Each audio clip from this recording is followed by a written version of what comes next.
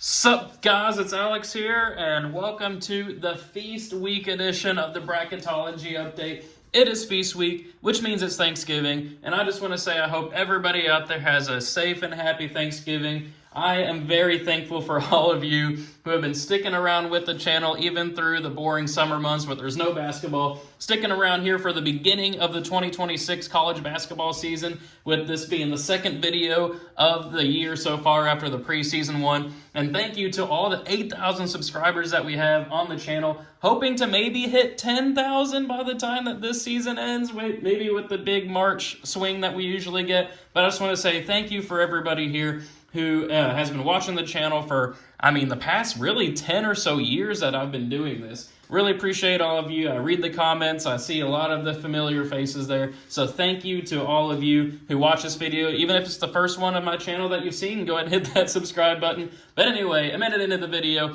let's talk about the college basketball season so far, since really this is the first kind of check-in that we've had since the season began. There's been a lot of ranked losses this year, but not really ranked losses to unranked teams. Like, we've had a lot of really good games so far. I think the teams have been really focusing on getting those quality games scheduled, getting those quality wins, so that way when it comes time for the NCAA tournament, you have a good amount of Q1 and Q2, Quad 1 and Quad 2 wins in the bank there, and maybe even some bad losses too. Like, it's better to have a bad loss against a Purdue team than maybe a bad loss against like a VMI or NGIT or anything like that.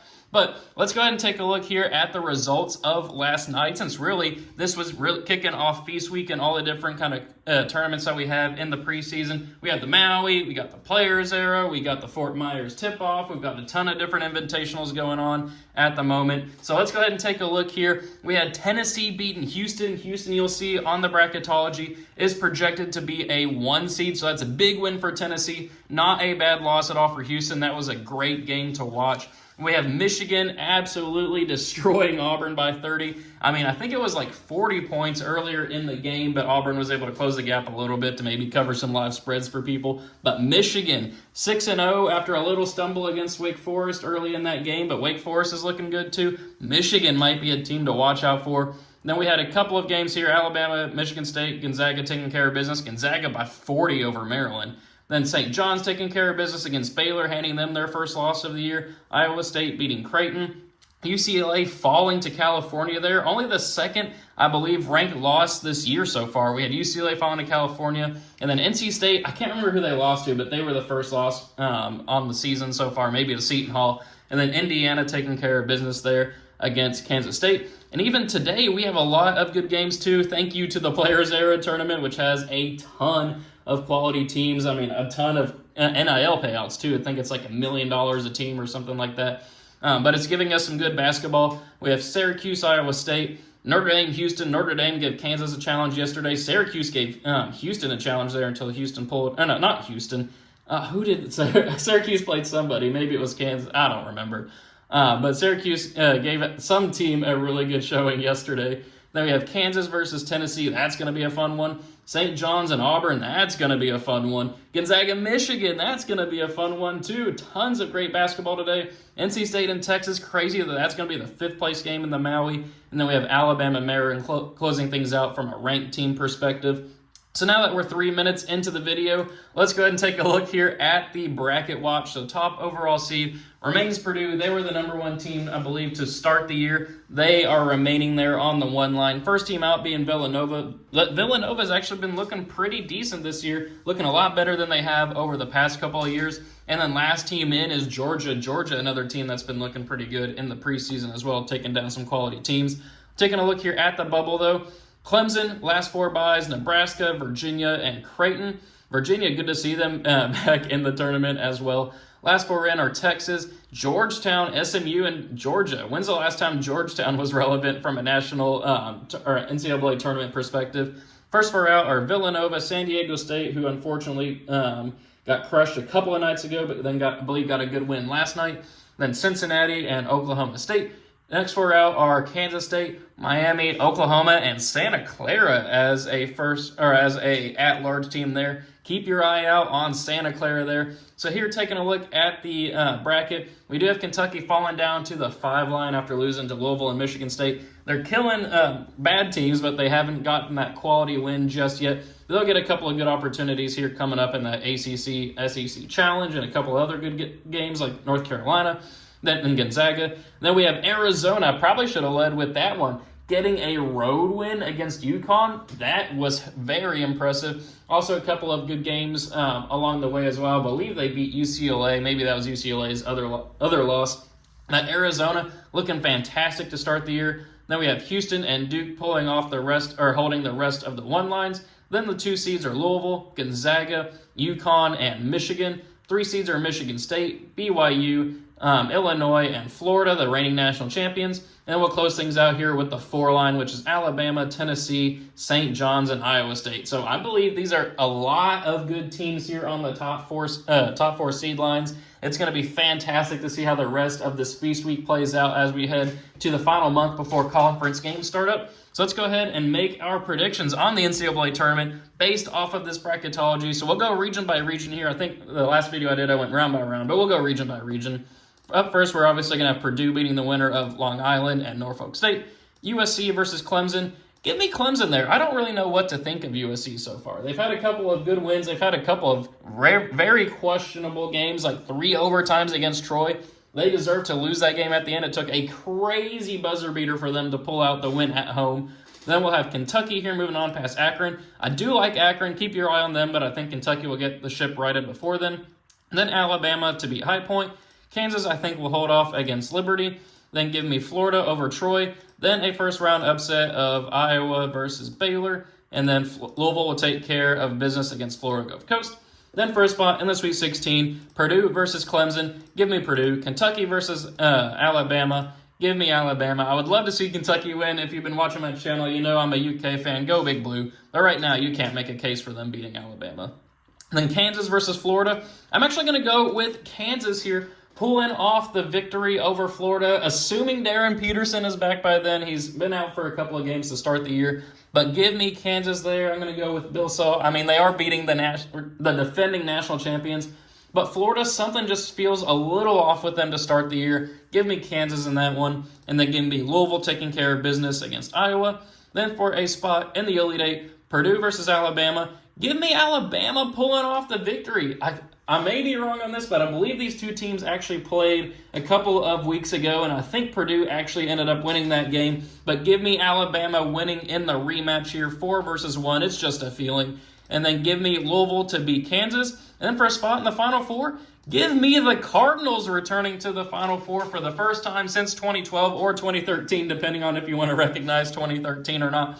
Louisville has looked fantastic to start the year. Granted, they've only played a couple of good teams. Obviously, they beat Kentucky in a really fun game, and then they went and beat Cincinnati on the road. But give me Louisville here, moving on as the 2 seed. So we'll scroll down here to the bottom left one. Duke will take care of business against SIU, Edwardsville, and Southern. Give me Indiana moving on past Ole Miss. Give me South Florida pulling off the upset over Auburn. Auburn played Houston really close last week, but then they got shellacked, obviously, by Michigan. And then barely beat Bethune-Cookman at home. It took overtime for that. I think that they could be ripe for an upset. Give me South Florida there. Then give me Iowa State here, moving on past McNeese.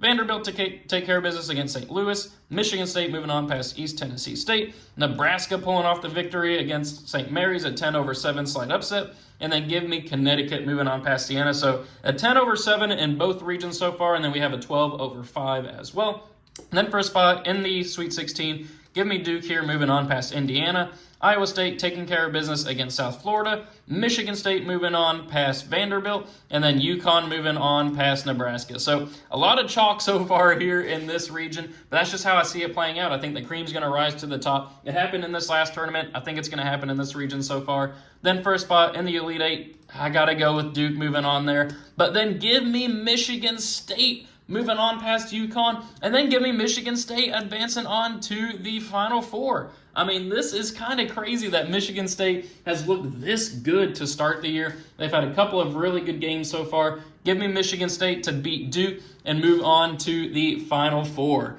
So out of our 2 regions so far, we have a 2 seed and a 3 seed, so no chalk out of the 1 seeds coming up. So now let's go over here to the bottom right region. Houston will move on past Navy. Give me Missouri to beat Oregon. Give me Northern Iowa pulling off the upset over UCLA. Maybe it's a little bit of recency bias there over UCLA. Let's have some fun. St. John's to move on past Hawaii. Yale to move on past Arkansas. Arkansas also has been struggling to cover spreads so far. I think Yale could pull off an upset there. And give me BYU over Cal Baptist. NC State to take care of business against Virginia. An ACC matchup there in the first round. That seems kind of funky. Then Michigan to move on past Vermont. Then for a spot in the Sweet 16, Houston versus Missouri. Give me Houston. Then give me St. John's here moving on past Northern Iowa.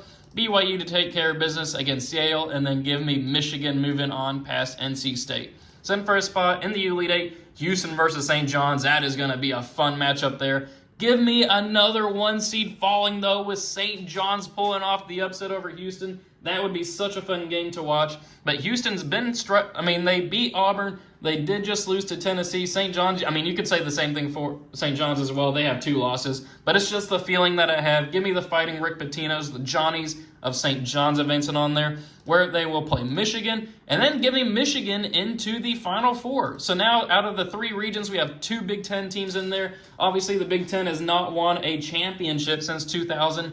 Could this be the year that it happens? So the final region up here in the top right, give me Arizona moving on past Wright State. Wisconsin moving on. Actually, no, give me Utah State pulling off the victory there over Wisconsin. North Carolina to beat the winner of Georgia and Georgetown. Tennessee will beat UNC Wilmington. Give me Texas Tech over the winner of Texas and SMU. Illinois over South Dakota State. Give me Creighton over Ohio State. I don't really feel too strongly either way there, but give me the experience of Creighton. And then Gonzaga to move on here past Montana. Then for a spot in the Sweet 16, Arizona moving on past Utah State. Give me Tennessee moving on past North Carolina. That would be a fun matchup, though. North Carolina and Tennessee, 2 storied college basketball programs. Illinois moving on past Texas Tech. And then give me Gonzaga moving on past Creighton. So I know there's a lot of chalk in this bracketology. You'll have to excuse me, but that's just how I see this bracketology playing out. So in first spot in the Elite Eight, Arizona versus Tennessee. Give me the Arizona moving on there. Illinois versus Gonzaga. Give me Gonzaga advancing on there. And then give me Arizona. We are going to have at least one seed in our Final Four. So our Final Four is a 1 seed, 2 seeds, and then a 3 seed. So then for a spot in the national championship game, give me Michigan State beating Louisville. I think Louisville is just a step away from making that national championship game. I really like Michigan State, though, in the games that they've been playing so far. Then give me Arizona here moving on past Michigan, ending Michigan's hopes and that would be a really fun national championship game of Michigan versus Michigan State. Huge rivalry, guaranteed Big Ten champion. But then Arizona versus Michigan State for the national championship. Give me Arizona. I think they've been the most impressive team to start the year. Give me the 1 seed, the only 1 seed in the Final Four, actually winning the whole thing. Arizona, man, we'll see what happens with them if they can continue their hot start to the year. They have the talent. They have the coaching. It's going to be super fun to see what they can do this year. But give me Arizona winning the national championship in this Feast Week bracketology. So thank you guys for watching. Really hope you enjoyed it. Let me know what you think of my predictions in the comment section below. Let me know your own predictions as well. Always love to see what the people are thinking. Thank you for watching. Very thankful for all of you. Enjoy Feast Week basketball. Enjoy the NFL, all that fun stuff. Have a safe and happy Thanksgiving. And I will see you all later.